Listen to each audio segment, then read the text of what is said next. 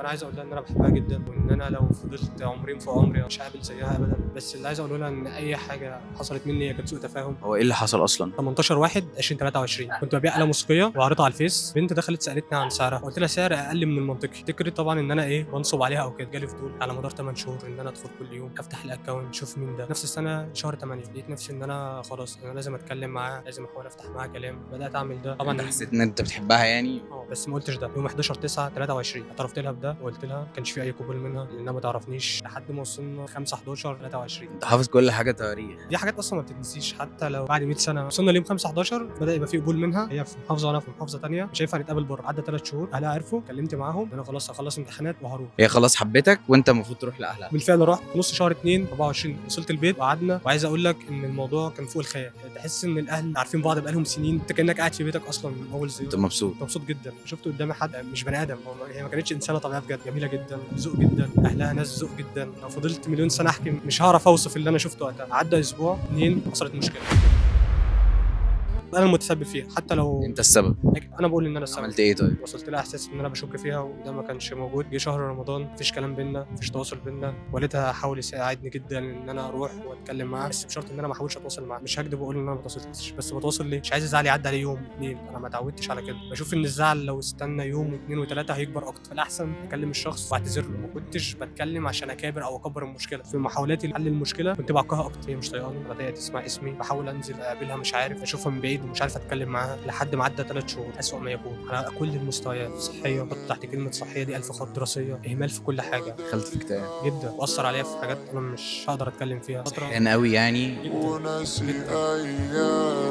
خسرت اصحاب كتير، خسرت اصحاب الكليه، فريق المسرح اللي كنت فيه اللي هو كان كل حياتي اصلا. الاكتئاب خسرك كل حاجه. لحد ما جينا لحد نقطه معينه في شهر 6 ده اللي هو في نفس سنه 24 ده، عن طريق ناس ساعدتني، عرفت اتواصل معاها، عرفت اشرح لها اللي حصل، صدقتني جدا، فهمت ده وقدرت. بس كان بالنسبه لي تحدي ان انا اقدر اصلا اصالح اهلها. ما عرفتش اعمل ده لحد ما وصلنا اليوم كلمت مع والدها. ده طبعا بمجهود منها هي، وعرفت توصل ده لاهلها ان اللي حصل ده سوء تفاهم. مش طبيعي ان انا اشك فيها، بالعكس بثق فيها اكتر ما بثق في نفسي. والدها ما اتكلم قال هتيجي تاني بس بعد السنه ما تخلص. كنا في 24 لحد ما اخلص انا البكالوريوس واتخرج اقدر تاني اقعد معاها واتكلم، بس بشرط ان احنا ما نتكلمش. هو بيتكلم في اصول. فاهم يعني بقى 12 شهر بالظبط سنه تعدي. وصلت معاه كلمني بطريقه جميله جدا. وصلنا لحد قبل ما اروح باسبوعين كنت في الشغل، عرفت ان انا نجحت، جبت امتياز ومرتبه على الدفعه. شخص عزيز عليك او غالي عليك مش عارف حتى يبارك له. تعبت فين في الشغل، حد امين معايا في الشغل قال لي انا هحاول اوصل لها ان انت تعبان والحاله اللي انت فيها جايز تعرف توصل معاها او كده. مش حابب ده لان مش عايز والدها يوصل له فكره ان انا كدبت عليه تاني. قال لي انا هبعت لها وهمسح. هبعت لها فعلا ان انا تعبان. برده ما اتكلمناش الا يوم سبت، المفروض اروح لها السبت اللي بعده. كلمت مع والدها الصبح وكده، حب يتاكد من الشخص اللي بعد ده هل انا كنت تعبان بجد ولا بكدب عليه. هو رن على الرقم، اول ما سمع الصوت ولقى سيرتي في الموضوع قال له لا انا ما بعتش، ده هو اللي بعت. لبسك انت. لبسني انا كده. وصل لوالدها ان انا مش تعبان اصلا، وان انت مش تعب اللي قبل كده خالص. بعد ما استنيت السنه دي كلها نهى كل حاجه وقال مفيش مجيه. بعد ما كنت في اكتئاب وقمت من ده كله يعني. باظ بقى. هي كانت سبب طلوعي من اي فتره وحشه عديت بيها. بقيت مش عارف، بقيت احاول ارن عليها كل شويه. هو طبعا متضايق، انا مش برن عشان حاجه، انا بقول لك فعلا ان انا ما عملتش ده، ان انا ما كدبتش، انا محترمك وبقدرك جدا. حاولت حتى ان انا اخلي الشخص اللي سبب في المشكله ده يكلمه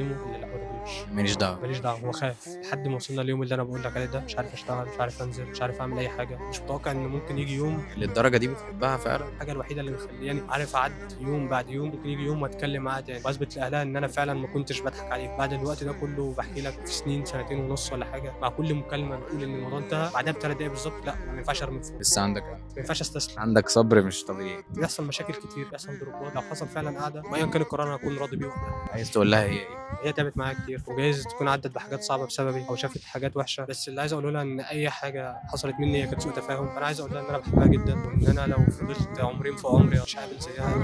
هنرجع تاني ولا جايز لو شاف الفيديو ده وعرف ان انا بقدره جدا، انا حابب اعتذر له. حقك عليا بجد، ولو حصل مني حاجه فانا زي ولادك. وارد ممكن اكون غلطت، بس ان انا اكدب على حضرتك دي مستبعده تماما. فحقك عليا وانت بالنسبه لي يعني اكتر من والدي. وحابب اقول حاجه برضو، لو بعد 100 سنه وحتى لو مفيش نصيب فانا مش عايز غيرها. فكره ان انت روحك اتعلقت بحد دي صعبه جدا. وبتمنى بس ان لو هو فكر شويه مع نفسه هيلاقي ان مفيش حاجه ان انا حتى اروح واقعد واتكلم. لو هو نفسه قبل منها نهى الموضوع انا هديله موبايل يمسح كل حاجه. لو ساعه نقعد مع بعض وفي وجوده وفي وجود اهلها واهلي. هتعمل ايه لو ما عرفتش؟ بالنسبه لي مش هعمل الخطه بديله. مفيش اوبشن بديل بالنسبه لي. يا هي يا هي. وهي ان شاء الله ترجع لك وان شاء الله تشوف الفيديو ده. وانا هقول حاجه لباباها، ما دام هو حابب الموضوع جد وداخل بيت من بابه اديله فرصه كمان، بس دي هتبقى اخر فرصه. الفرصه دي بالنسبه لي مجرد القعده. لو هو حس في القعده دي ان هو مش مرتاح او مش شايف ان انا اقدر احافظ عليها فعلا، اقوم امشي، وقبل ما امشي لو عايز يكسر خط الموبايل يكسر. افتكر يا حاج لما زمان كنت بتحب مراتك وبتحاول، فهو حاسس نفس الاحساس ده، ويمكن يكون هو الخير لبنتك وممكن لا. ده اللي حضرتك هتعرفه لما تقعد معاه فعلا تاني. اديله اخر فرصه بس قعده وشوف الدنيا فيها ايه.